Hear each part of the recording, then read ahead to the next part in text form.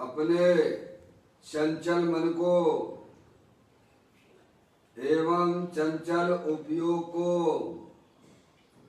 स्थिर करने के लिए जिनवाणी माता के माध्यम से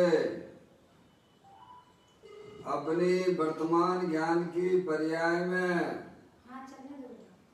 सम्यक वेद ज्ञान उत्पन्न करते हुए शरीर और शरीर से भिन्न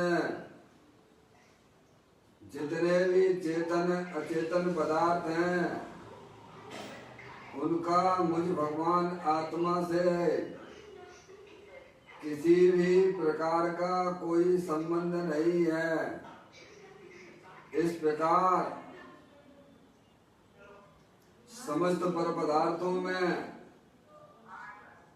अपने संबंध की वृत्ति को छोड़ते हुए अंदर में जो अखंड ज्ञान ज्योति स्वरूप भगवान आत्मा है उसमें ही अपनी वर्तमान पर्याय का संबंध जोड़ते हुए कि मेरा ये भगवान आत्मा सदा काल शरीर आदि पर पदार्थों से भिन्न प्रकट अखंड ज्ञान ज्योति स्वरूप है। ऐसा अपने आप को जानो और ऐसा ही अनुभव करो कि वर्तमान में ही मेरा ये भगवान आत्मा शरीर आदि पर पदार्थों से भिन्न प्रकट अखंड ज्ञान ज्योति स्वरूप ही है।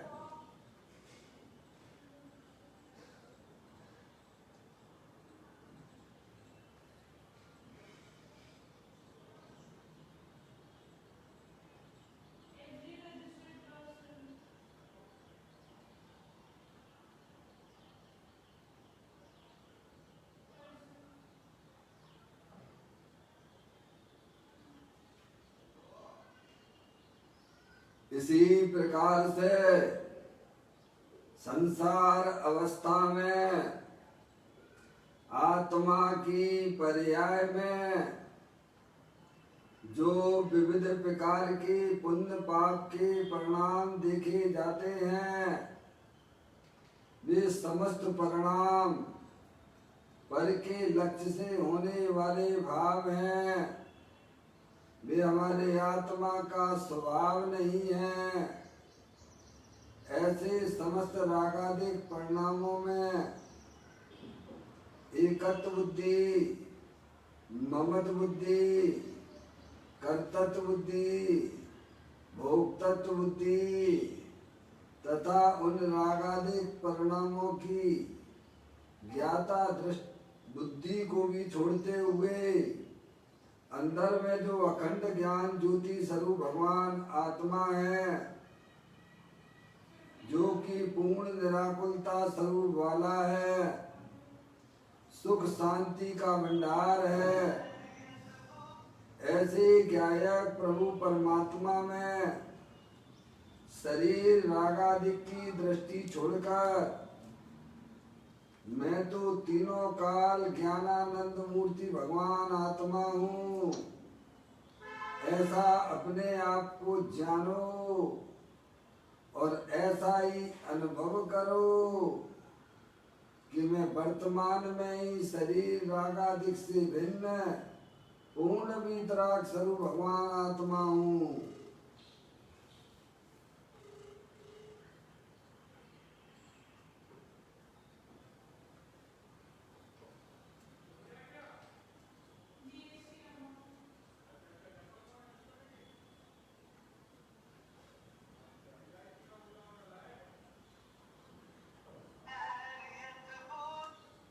इसी प्रकार से संसार अवस्था में आत्मा की पर्याय में जो पर के लक्ष्य से होने वाला ज्ञान है वह परलक्षी ज्ञान भी हमारे आत्मा का स्वभाव नहीं है।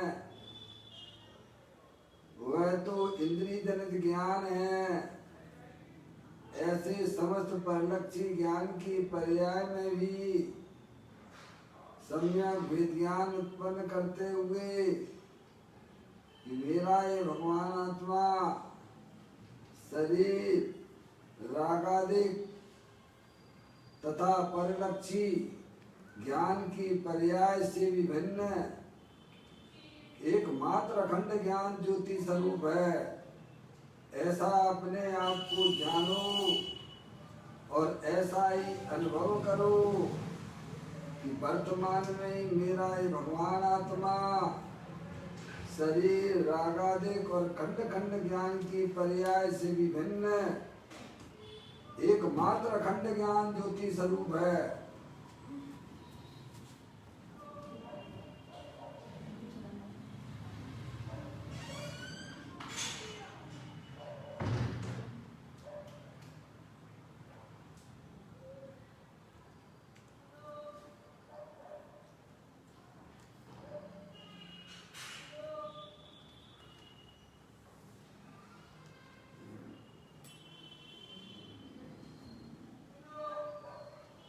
मेरे भगवान आत्मा में शरीर आदि पर पदार्थों का प्रवेश नहीं होता है। मेरे भगवान आत्मा में रागादिक परिणतियों का भी प्रवेश नहीं होता है। मेरे भगवान आत्मा में परलक्षी ज्ञान की पर्याय का भी प्रवेश नहीं होता है, क्योंकि मेरा ये भगवान आत्मा सदा काल शुद्ध वीतराग विज्ञान घन स्वरूप है। ऐसा अपने आप को जानो और ऐसा ही अनुभव करो कि वर्तमान में ही मेरा ये भगवान आत्मा शरीर रागादिक और परलक्षी ज्ञान की पर्याय से विभिन्न शुद्ध वीतराग विज्ञान घन स्वरूप है।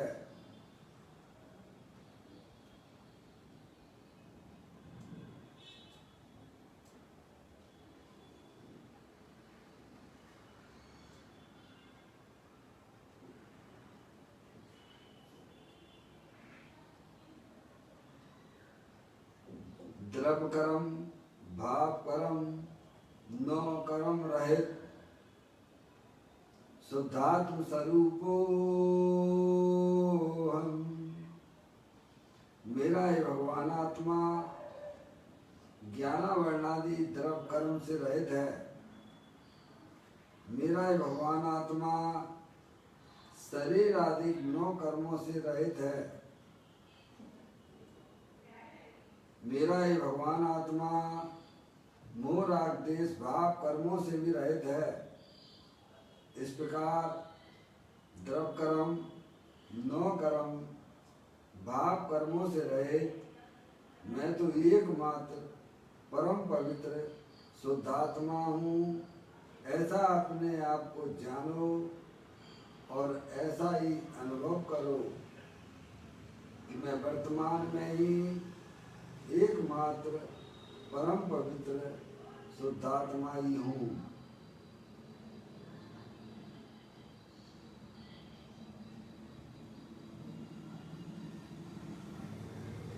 ओम नमः सिद्धेव्या।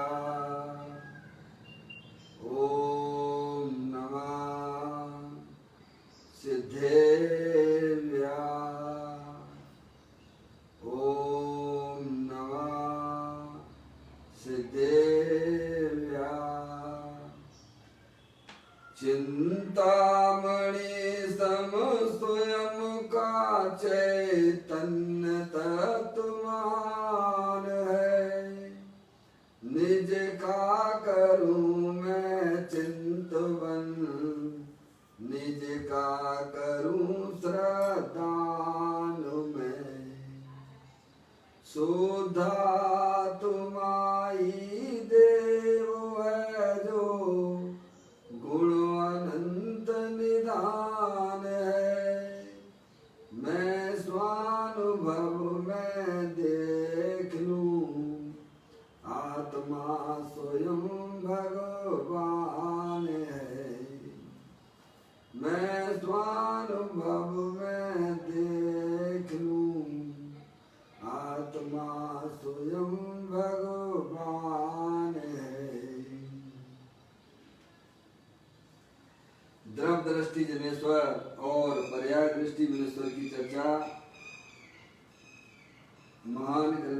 माध्यम से हम और आप यहाँ इसका स्वाध्याय कर रहे हैं।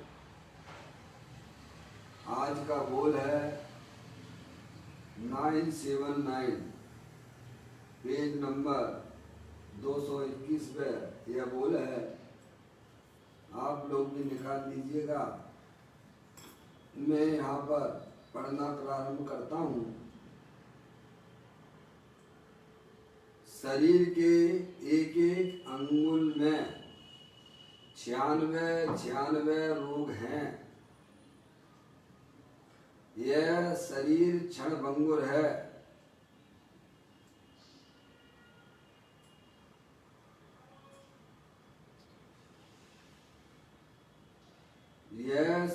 वह शरीर क्षणभंगुर है ना, जाने कब छूट जाएगा। किंचित सुविधा लगे वहां घुस जाता है। परंतु भाई तुझे जाना कहाँ है, किसका मेहमान होगा, कौन तेरा परिचित है वहां, उसका विचार करके अपना कुछ कर ले। शास्त्र में लिखा है कि जब तक वृद्धावस्था न आए, शरीर को जब तक व्याधियां ना घेर लेवें और इंद्रियां शिथिल ना हो जाएं, तब तक अपना आत्महित कर लेना चाहिए। बड़ी सुंदर बात है, देखिएगा। जैन दर्शन जो है वस्तु स्वरूप का यथार्थ ज्ञान कराता है। जैसी वस्तु है वैसा ज्ञान कराता है। कहते हैं शरीर के एक एक अंगुल में 96 रोग हैं। कितने? समझ आया? केवली परमात्मा के द्वारा जानी हुई बातें हैं। केवली परमात्मा ने अपने ज्ञान की पर्याय में इतना विकास उन्होंने किया है कि उनके ज्ञान में जगत का ऐसा कोई भी वस्तु नहीं है जिसे वे नहीं जानते हैं। सकल द्रव्य के गुण अनंत पर जाए अनंता, जाने एकई काल प्रगट केवली भगवंता। भैया कोई कहे कि किसने देखा भाई साहब 96 रोग हैं, तो कहते हैं अरियंत परमात्मा के ज्ञान में ये बात आई है कि शरीर के एक एक अंगुल में 96 रोग हैं। शास्त्र में इसकी काउंटिंग भी बतलाई गई है। 5,68,99,584। कितने भैया? टोटल कितने हो गए लोग? 5,68,99,584।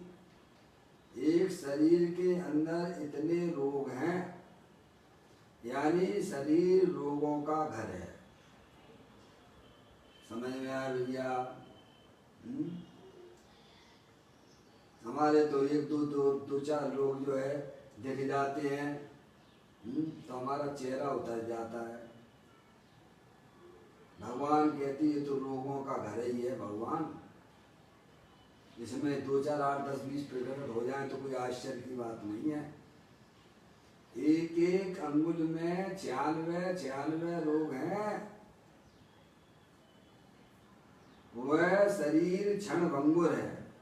कैसा है? और यह शरीर कैसा है? क्षणभंगुर है। आज पदम प्रमलधारी देव मुनराज ने नियम सार जी के 166वें नंबर के कलश में भी इस बात को बताया है कि ये शरीर क्षणभंगुर तत्व है। हर समय इसके अनंत पुद्गल परमाणु हर समय आ रहे हैं और जा रहे हैं। और इस शरीर के अंदर जो शाश्वत चैतन्य वस्तु है, जो ज्ञान आनंद वाली मूर्ति है, सिद्ध भगवान जैसी है आत्म वस्तु, जो ना कभी उपजती है ना कभी नाश को प्राप्त होती है, ऐसी अनंत शक्तियों का पिंड भगवान आत्मा विराजमान है। समझ में आया?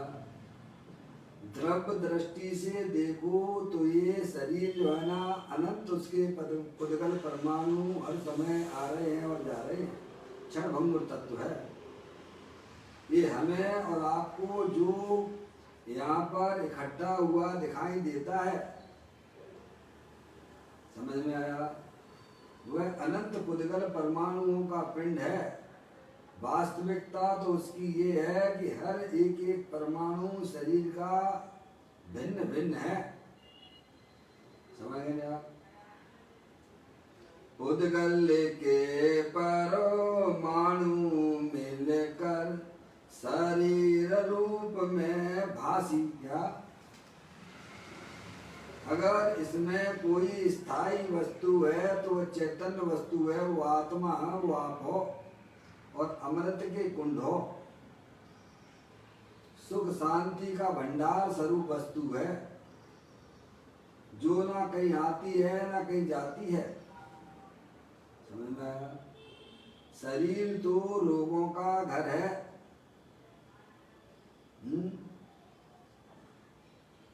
और इसके एक एक परमाणु हर समय आ रहे हैं और जा रहे हैं, क्षण भंगुर तत्व है। समझ रहे आप? कोई स्थायी चीज नहीं है।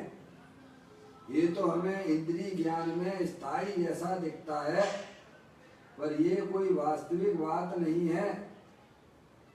यह तो अनंत पुद्गल परमाणुओं का पिंड है। आचार्य भगवंत कहते हैं कि शरीर के एक एक अंगुल में 96 रोग बसते हैं, और वह शरीर क्षण भंगुर तत्व है, जड़ है, माटी धूल है। अंदर चेतन वस्तु जो कि शाश्वत है। तो कहते हैं वह शरीर क्षण भंगुर है ना, जाने कब छूट जाएगा।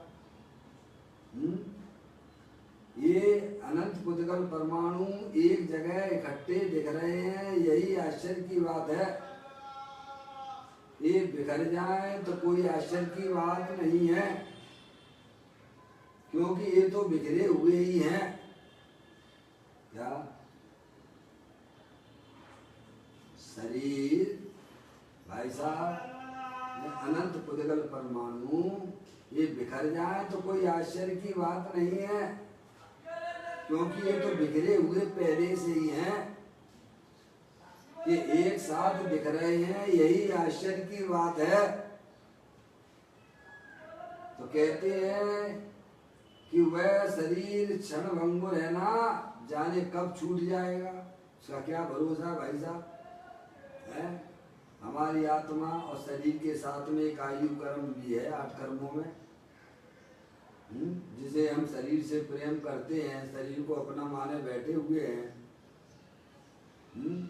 ये कोई तुमसे पूछने नहीं आएगा भाई साहब हैं? ज्ञानी कहते हैं कि जो श्वास अंदर चली गई है वह बाहर आ पाएगी या नहीं आ पाएगी, इससे पहले आत्मा का और इस शरीर का संबंध छूट जाएगा। इतनी क्षण भंगुरता है। और कितनी कल्पनाएं करे बैठे हुए साहब। ये स्त्री मेरा है, ये दुकान मेरी है, ये घर मेरा है, और रुपया पैसा के पीछे पागल हो रहा है। पंच इंद्रिय के विषयों की तरफ लक्ष्य कर करके आत्मा पागल हो रहा है। समझ में आ गया? ज्ञानी कहते हैं कब छूट जाए ये कोई आश्चर्य की बात नहीं है। 8 कर्मों में एक आयु कर्म भी हमारी आत्मा के साथ में है। जब तक इसका कांटेक्ट है तब तक ये शरीर का सहयोग आत्मा के साथ में बना रहता है।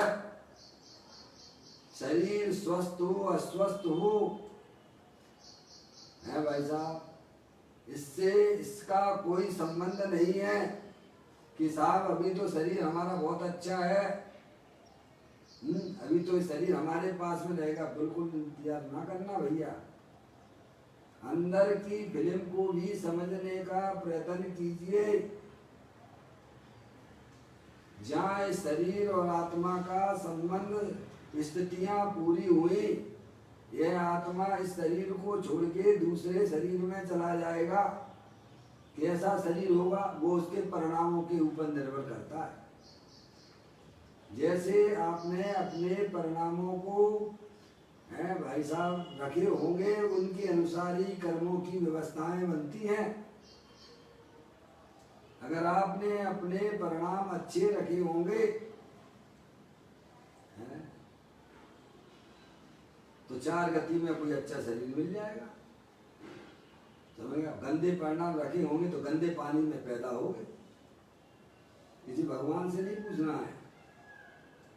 परिणामों में गंदगी है तो गंदे पानी में पैदा होना पड़ेगा, समझ में आया।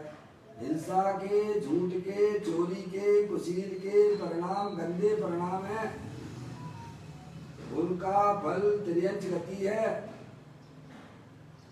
भगवान की पूजा के, भक्ति के, अनुव्रत महाव्रत के परिणाम शुभ परिणाम है, उसका फल तो देव गति और मनुष्य पर्याय है। और आत्मा में वीतराग रूप परिणति अगर आपने प्रकट कर ली तो भाई साहब सीधे मोक्ष में जाओगे। वर्तमान में तुम्हें आनंद मिलने लग जाएगा। समझ में आएगी नहीं आई भैया?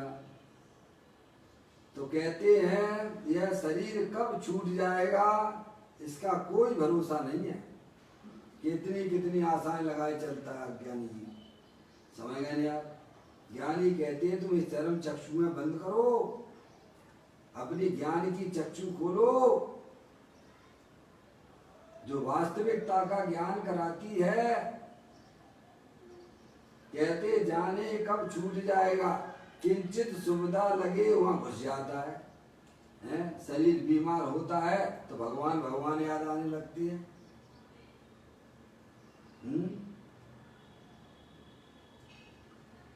और शरीर सही हो गया तो फिर अपनी वही रुचि जो पंच इंद्रिय के विषयों में पड़ी हुई वही मस्त हो जाता है। ये तो हमारी कहानी चल रही है। जब शरीर में कुछ बीमारियां आ जाती हैं पाप के उदय से तो रोने लगता है, भगवान याद आते हैं। और शरीर फिर स्वस्थ हो गया तो फिर उसी में ही उसी में मस्त हो जाता है, सब भूल भाल जाता है। समझ में आया भैया? तो किंचित सुविधा लगे वहां घुस जाता है। जैसे जैसे अनुकूलता मिलती जाती है वैसे ही वैसे का समय उसी में पसरता चला जाता है। समझ में आया भैया? मैंने ऐसे कई लोग देखे हैं,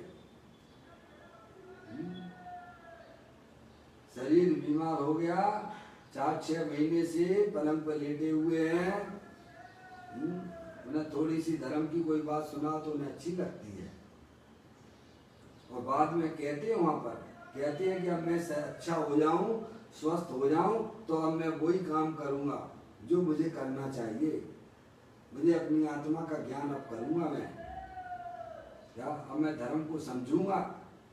लेकिन जैसे ही शरीर ठीक हुआ पुण्य के वजह से और फिर उसी में घुसे जाता है, कहाँ फिर विषय भोगों में चला जाता है। समझ गए आप भैया? तो कहते हैं किंचित सुविधा लगे वहां घुस जाता है, बस वही रम जाता है, घुस जाता है, उसी में रम जाता है। जो अनादिकाल से कुटेव बनी हुई है पंचेंद्रिय के विषयों में फिर वो चला जाता है। परंतु भाई तुझे जाना कहाँ है?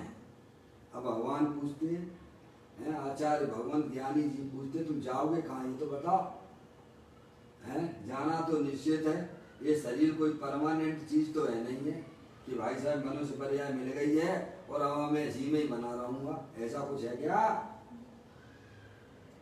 क्यों भैया? ये शरीर जो है तुम्हें मिला है, पुण्य के उदय से मिला है, संगी पंचेंद्रियो मनुष्य हो, क्या ये इसी में ही बने रहोगे कि आगे भी जाओगे? अरे कहीं से आए हो कि नहीं आए हो? मैं कौन हूँ, आया कहाँ से और मेरा रूप क्या? संबंध दुख में कौन है, स्वीकृत करूं पर यार क्या? समझ में आ गई भैया? कभी कोई विचार ही नहीं आता अपनी आत्मा में, साहब मैं कहाँ से आया हूँ, अब ये शरीर छोड़ के जाऊंगा तो कहाँ जाऊंगा मैं? कितने लोगों को विचार आता है, जरा ईमानदारी से बता दो भैया। हैं? जो शरीर मिला बस उसी के इर्द गिर्द अपने अपने दर्शन ज्ञान और चारित्र वीर को लगाता रहता है, उसी की संभाल में लगा रहता है 24 घंटा। है ये शरीर मेरा है, स्त्री मेरे हैं, पति मेरे हैं, लड़का मेरे हैं, लड़की मेरे हैं। समझ में आया? भगवान कहते तेरा जब शरीर ही नहीं है तो तेरे लड़की और लड़की कहाँ से हो गए? तुम कहाँ से आए हो भगवान? आए हो कि नहीं आए हो? और आए हो तो जाओगे भी कि नहीं जाओगे? शरीर के साथ में ही बने रहोगे? थोड़ा विचार तो करो।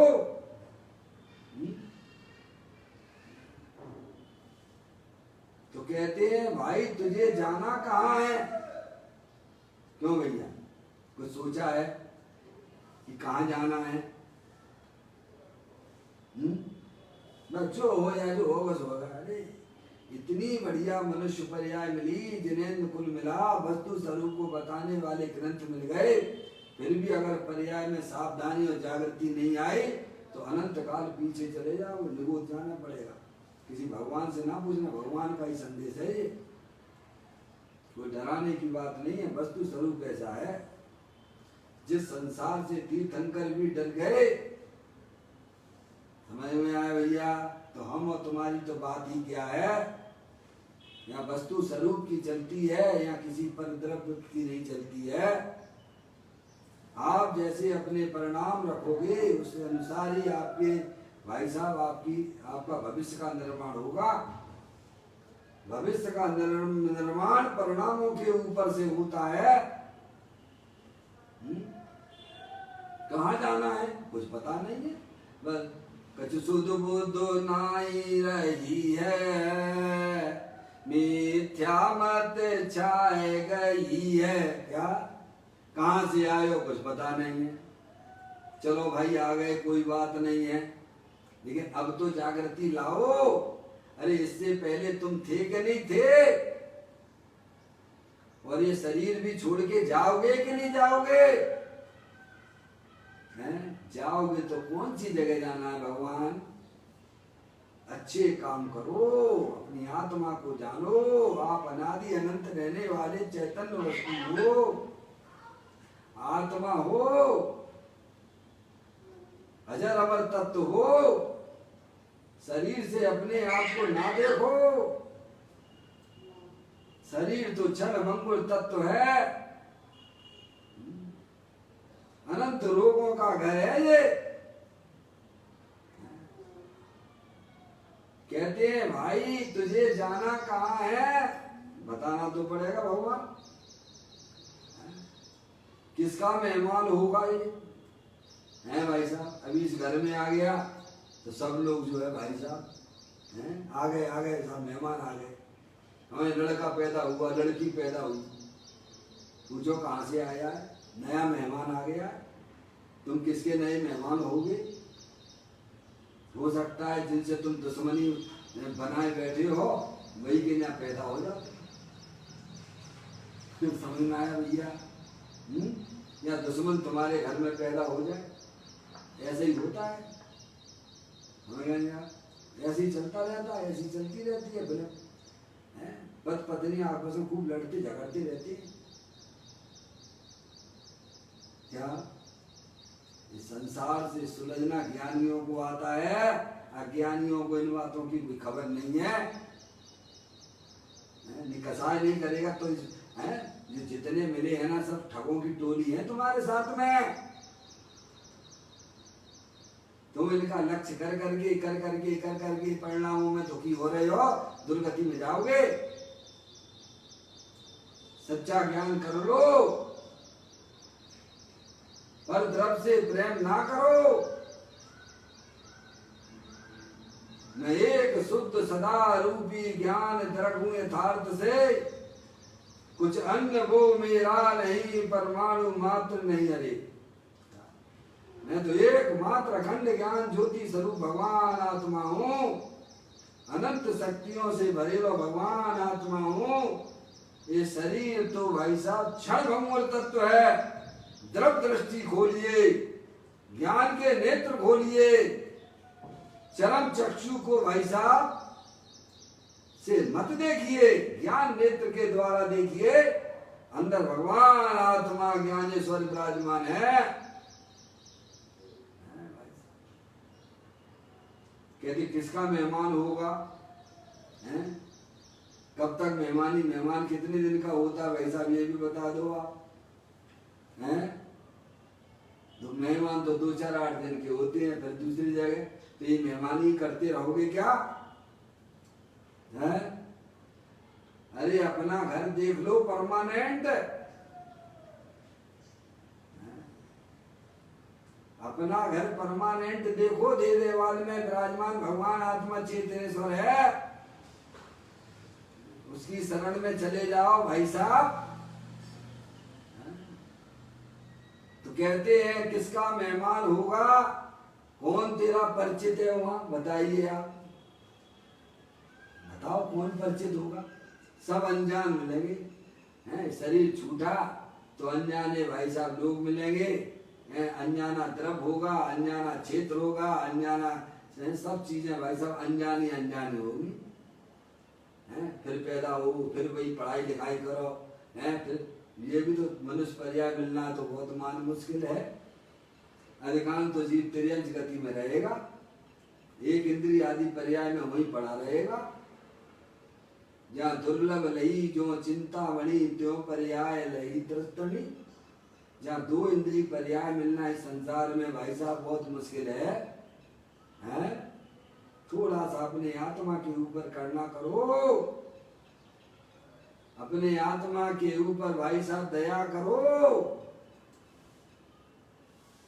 मैं आत्मा हूँ, जानने देखने वाली चैतन्य वस्तु हूँ, अमूर्त हूँ, अनंत शक्तियों के भंडार वाला हूँ, स्थायी तत्व हूँ। न मैं कहीं आता हूँ न मैं जाता हूँ, ऐसा भगवान ज्ञानेश्वर देवल में विराजमान है। अरे उसके ज्ञान श्रद्धान से, मात्र ज्ञान श्रद्धान से पर्याय में अतीन्द्रिय आनंद की प्राप्ति हो जाती है। प्रभु आज ही पेपर में दिया हुआ है, दैनिक भास्कर में पढ़ लेना, इंदौर का दैनिक भास्कर, सुविचार आते हैं, सुविचार ऊपर दिया गया है। श्रद्धा ही धर्म का मूल है। क्या है? धर्म का मूल श्रद्धान है।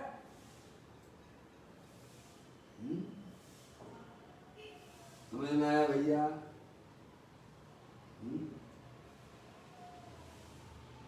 और प्रेम जो है कैसा, वो है आत्मा की साधना है, और समर्पण वो है, चारित्र है, वैराग्य है।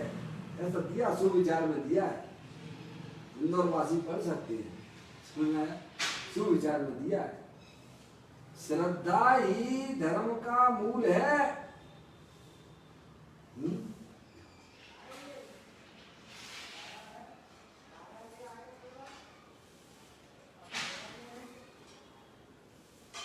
क्या दिया है? श्रद्धा ही धर्म का मूल है। श्रद्धान ही धर्म का मूल है, और प्रेम ही साधना है, और समर्पित वह वैराग्य है, वह चारित्र है। क्या भाई साहब, इतनी बात तो अज्ञानी जीव भी जानते हैं, पर किसके श्रद्धान की बात है? अपने शुद्धात्मा के श्रद्धान की बात है। धर्म का मूल मैं शुद्धात्मा हूं, मैं मनुष्य नहीं हूं, मैं स्त्री नहीं हूं, मैं रागी द्वेषी नहीं हूं। ऐसा पर्याय में जो श्रद्धान होता है, जो विश्वास होता है, वही वास्तव में धर्म का मूल है। और अपने आत्मा के प्रति, शुद्धात्मा के प्रति प्रेम होना, वही वास्तव में साधना है। और अपने आत्मा के प्रति समर्पित भाव होना, वही वास्तव में चारित्र है, वही वैराग है। समझ में आ गई भैया?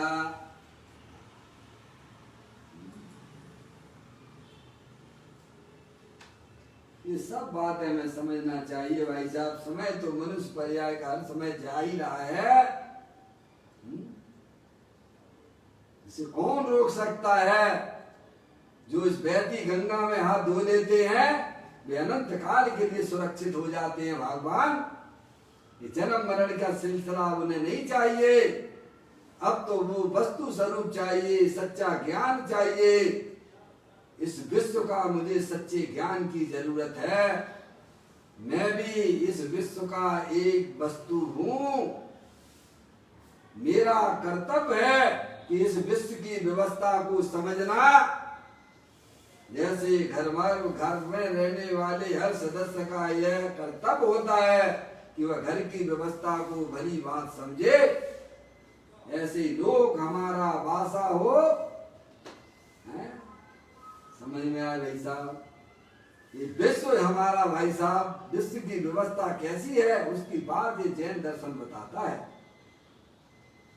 वो बताता है कि तुम चेतनेश्वर भगवान आत्मा हो, आनंद के कंद हो, अनंत शक्तियों के भंडार वाले हो। ये शरीर क्षण भंगुर तत्व है, ये बीमारियों का घर है। आत्मा ज्ञानानंद मूर्ति स्वरूप है।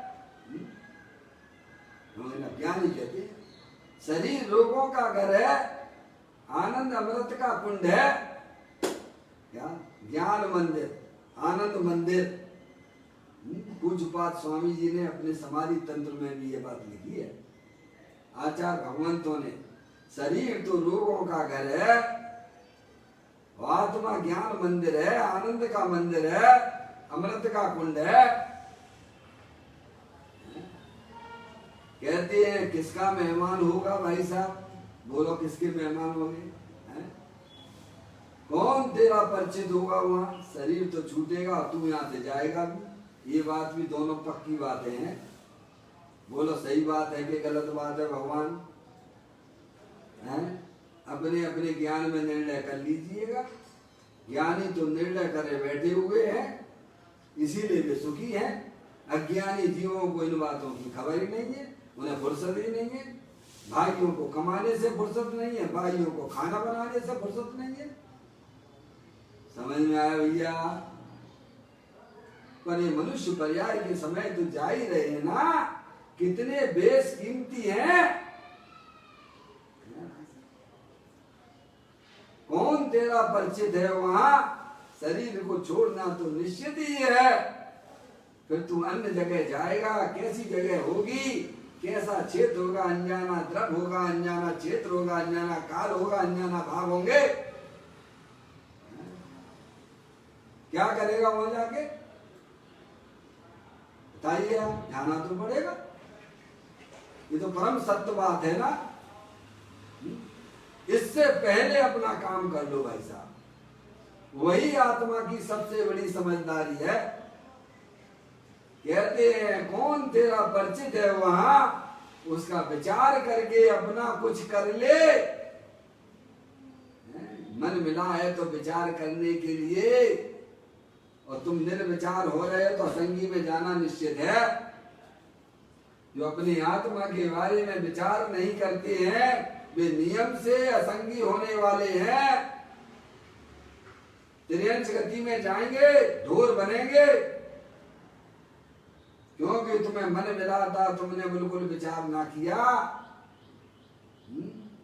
अपनी शक्तियों को नहीं पहचाना, उन्हें शक्तियों को पहचाना नहीं तो शक्तियां पर्याय में व्यक्त कैसे होंगी भगवान?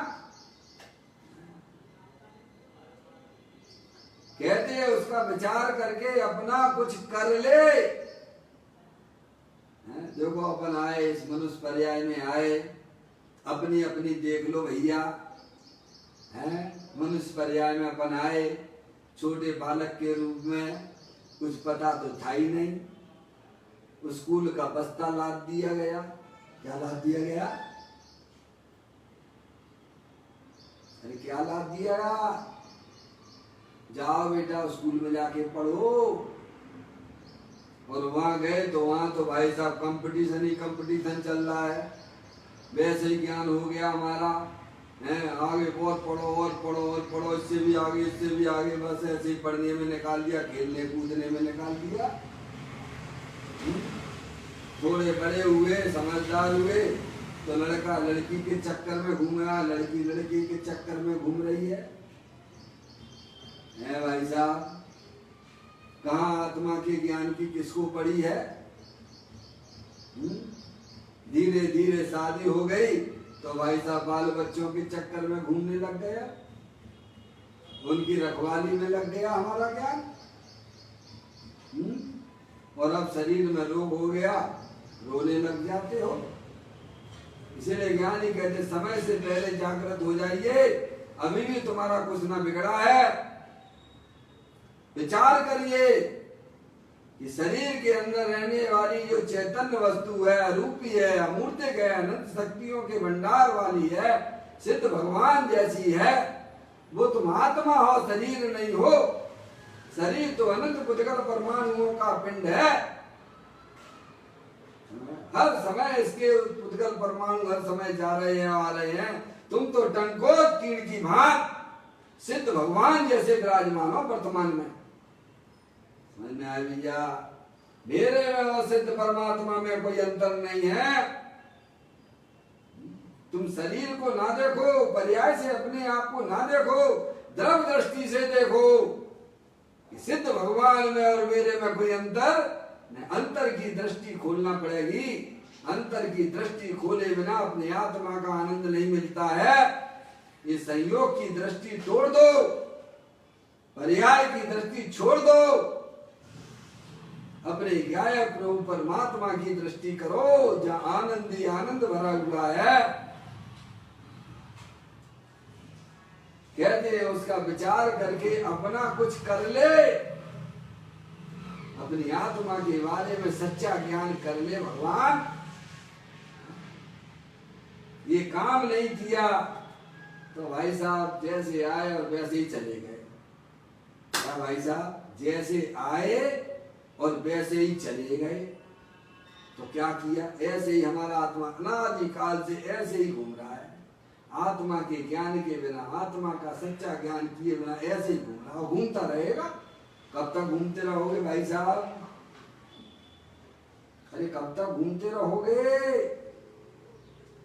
अरे एक विद्यार्थी पढ़ने वाला अगर क्लास में एक बार फेल हो जाता है तो दूसरी बार उसे स्कूल में जाने में शर्म आती है, क्लास में बैठने पर उसे शर्म आती है भाई साहब? हम तो अनंत बार फेल्यूअर हो चुके हैं, तुम्हें शर्म नहीं आती है? बेला अमृत भरा वक्त क्यों कोरा, आलसी सोरा बनिया भागा, सारे साथी जागे तू न जागा, बड़ी मुश्किल से नर भव ये पाया, पाकर विषयों में यो ही लगाया, हंस का रूप था पानी गंदला पिया बन के जागा, सारे साथी जागे तू न जागा। कौन से साथी जागे भैया? ये आदिनाथ जैसे सब हमारे साथ में खेलते थे, जितनी 24 आज सिद्ध भगवान बन के बैठे हैं ना, वे हमारे सब साथी थे। वे भी अरिहंत परमात्मा के यहाँ आए, अपनी आत्मा का सच्चा ज्ञान किया, भेद ज्ञान की ज्योति जलाई, और आज अनंत सुख में उनकी आत्मा ढूंढ रही है। क्या है भाई साहब? अब तो थोड़ी बहुत शर्म करो, अपनी आत्मा का ज्ञान करो। नहीं, ये समय तो हमारे आपके सबके साथ में जा ही रहा है ना। कहते हैं उसका विचार करके अपना कुछ कर ले, अपना आत्मज्ञान की तरफ आगे बढ़ो। शास्त्र में लिखा है कि जब तक वृद्ध अवस्था ना आए, शरीर को जब तक व्याधियां घेर ना ले, इंद्रियां शिथिल ना हो जाए, तब तक अपना आत्महित कर लेना। क्या कर लेना भाई साहब? वृद्ध अवस्था ना आ जाए। वृद्ध अवस्था तो आ ही रही है। क्यों भाई साहब? आ रही है कि नहीं आ रही है? शरीर का काम शरीर करेगा भैया। हैं? तुम कहोगे हम 16 साल जैसे चमकते दमकते रहें, ऐसा तो पॉसिबल नहीं है ना भगवान। हैं? समझ में आया? और शरीर में तो रोगों का घर है, उसमें शरीर तो भैया नाना प्रकार के रोग उसमें से फूटेंगे। ब्लड प्रेशर भी होगा, कैंसर भी होगा, डायबिटीज भी होगी। समझ में आया?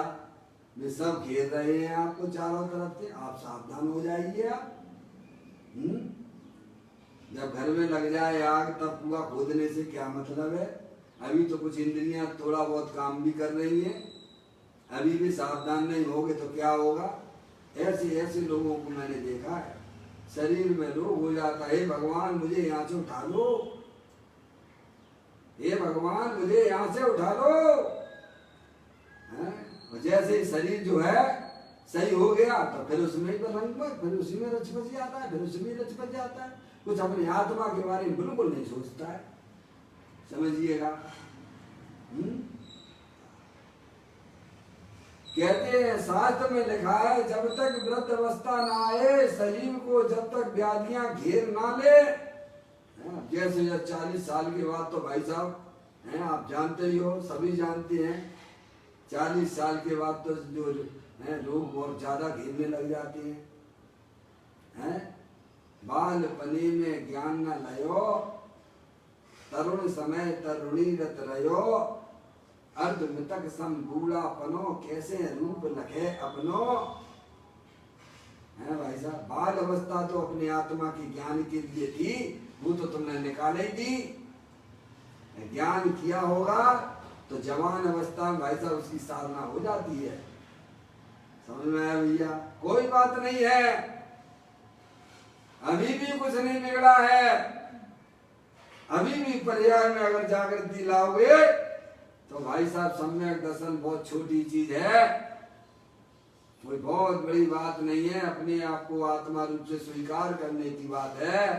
ये शरीर है सो मैं नहीं हूँ, ये शरीर हमारे प्रेम करने लायक नहीं है।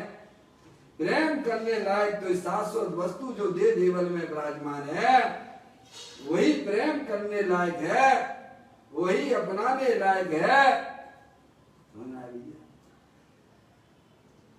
कहते हैं शास्त्र में लिखा है कि जब तक वृद्ध अवस्था ना आए, शरीर को जब तक व्याधियां घेर ना ले, इंद्रियां शिथिल ना हो। अब हमेशा आंखों से नहीं दिखता है, अब सुनाई नहीं देता है, कोई हमारी सुनता नहीं है, तो अब क्या करोगे? कसाई करोगे तुम? क्या करोगे भाई साहब? हैं? जब तुम्हारी इंद्रियां काम नहीं कर रही तो झुंझला जाओगे, लड़ाई झगड़ा करोगे, अंदर में दुखी होते रहोगे। सामने वाला कहता कुछ है, सुनते तुम कुछ हो, और दूसरे को दोष ठहरा लोगे। ये तो होना ही है, उनका तो स्वरूप ही है। इंद्रियां शिथिल होना उसका स्वरूप है, शरीर रोगों का घर है। वो तो अपना स्वरूप कैसे छोड़ेगा? तुम्हें पर्याय में जागृत होना पड़ेगा। समझ में आया भैया? आत्मा का ज्ञान कर लोगे तो शरीर तो अपना काम करता है, तुम्हारा ज्ञान तुम्हारा काम करेगा। तुमने एक बार अपनी आत्मा को समझ लिया, आत्मा का आश्रय ले लिया, समझ लो अब तुम जो केवल ज्ञान लेके आओगे। अब जैसे दूध में एक बार आपने जामुन डाल दिया, अब नियम से वह दही बन के आने वाला है। ऐसे ही जिन्होंने वस्तु स्वरूप को यथार्थ ज्ञान करके यथार्थ वेद ज्ञान किया कि भाई साहब ये शरीर तो अनंत पुद्गल परमाणुओं का पिंड है, ये जड़ है, मैं चेतन भगवान आत्मा हूँ, सिद्धि की सामर्थ्य वाला हूँ, अनंत शक्तियों के भंडार वाला हूँ। ये आत्मा में जो रागादिक परिणतियां पुण्य पाप रूप से दिखाई देती हैं, यह भी मेरा स्वरूप नहीं है। क्या ऐसा निर्णय जो जीव कर लेता है, उसकी पर्याय में भाई साहब आनंद आनंद हो जाता है। जो बाहर आनंद चाहता था वो अंदर में ही मिल गया, क्योंकि आत्मा स्वयं आनंद स्वरूप है। इस प्रकार से भाई साहब जो कुछ भी हमारा समय इस मनुष्य पर्याय का शेष रह गया है, अपने आत्मा के हित के लिए, अपनी आत्मा के कल्याण के लिए हमें लगाना चाहिए। क्योंकि मैं आत्मा हूँ, आत्मा था और आत्मा ही रहने वाला हूँ। इसीलिए पहले अपनी आत्मा का परिचय कर लो, तो अनजाने जगह भी अगर जाना पड़े 2-4 जगह, तो कोई चिंता की बात नहीं होगी, क्योंकि आपको अपनी आत्मा का परिचय हो गया है। अब कैसी भी 2, 4, 8, 10 भी लगे, स्वर्ग में भी जाना पड़े, फिर मनुष्य पर्याय मिले, लेकिन उसकी पर्याय में कभी बोरियत होती नहीं है। समझ में आया? वह कभी उसको ऐसा लगता ही नहीं है। ऐसा आत्मज्ञान हमें अपनी आत्मा की पर्याय में प्रकट हो। मनुष्य पर्याय को सफल कीजिए आत्मज्ञान के द्वारा, आत्मा के श्रद्धान के द्वारा। मैं मनुष्य नहीं हूँ, मैं स्त्री नहीं हूँ, मैं रागी नहीं हूँ, मैं देशी नहीं हूँ, मैं तो एकमात्र अखंड ज्ञान ज्योति स्वरूप भगवान आत्मा हूँ। ऐसी अंदर से जब आवाज आती है, अपने आत्मा के प्रति श्रद्धान जागृत होता है, तब आत्मा की पर्याय में जागृत रूप अवस्था आती है। इस प्रकार से भगवान हमें यही समझाने का कोशिश कर रहे हैं, आचार्य भगवान हमको यही समझाने का प्रयत्न कर रहे हैं कि अब ये मनुष्य पर्याय के समय अपने आत्मा के ज्ञान के लिए लगाना चाहिए, अपनी आत्मा का परिचय हमें करना चाहिए। इस प्रकार से यह बोल को पूरा करते हैं।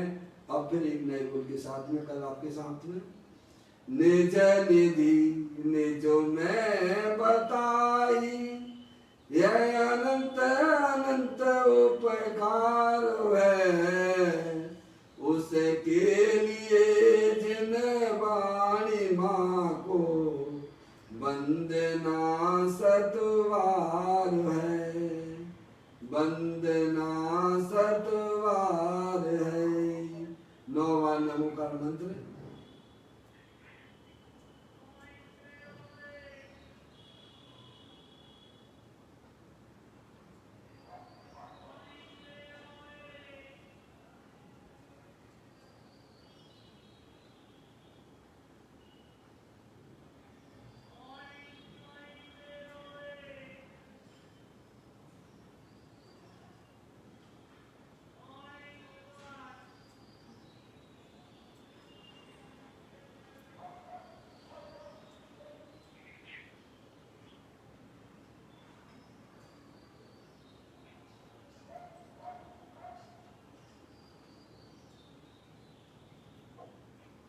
बोलो त्वत्संग जनवाणी माता की जय, महान जैन धर्म की जय।